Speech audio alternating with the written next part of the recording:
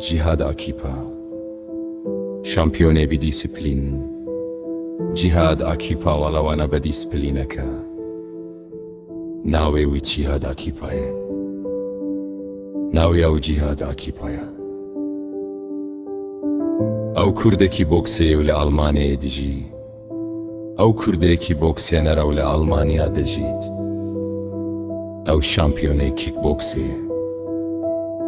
Ew palewanî kickboxê ne. Cihad pir bi dîsiplîn e. Cihad zor be dîsiplîn e. Ew her sibeh zûra dibe. Ew hemû beyanî yek zû heldestêt. Ew her roj bi setan perwerde dibe. Ew hemû rojek çendîn kaçmê rahênan deket. Berdewam bûn ji bo wî mifteya serkeftinê ye. Berdewam bûn bo ew kilî li ser kewtine. Ew li ser rîngê pir xurt e. Ew li ser rîngeke zor behêz e. Lêdanên wî tûjû bilezin. Lêdanekanî twind û xêran. Ew tu çarî dev jî xebatê bernade. Ew hiç katêk dest li karkirdin helnagirêt. Ji bo wî her rojek derfetek nû ye. Bo ew her rojek derfetekî nû ye. Wî di pêşbaziyên cîhanî de gelek serkeftin anîn.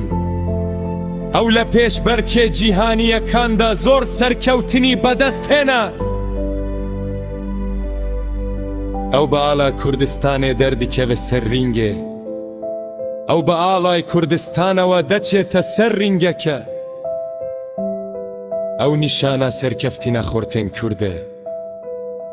Ew nîşaneyê serkewtinî gencanî Kurd e.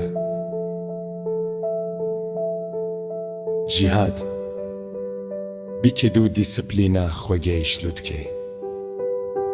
Cihad bi renc û dîsiplînî xwe gehîşte lûtke. Ew ji bo me hemûyan mînake. Ew bo hemûman nemûne ye. Serkeftin herkê kesên xebatkar e. Serkewtin mafî kesanî têkoşer e.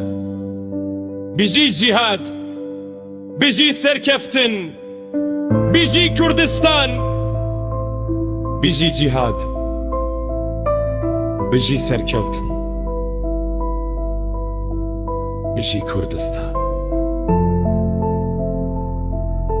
Cihad Akipa.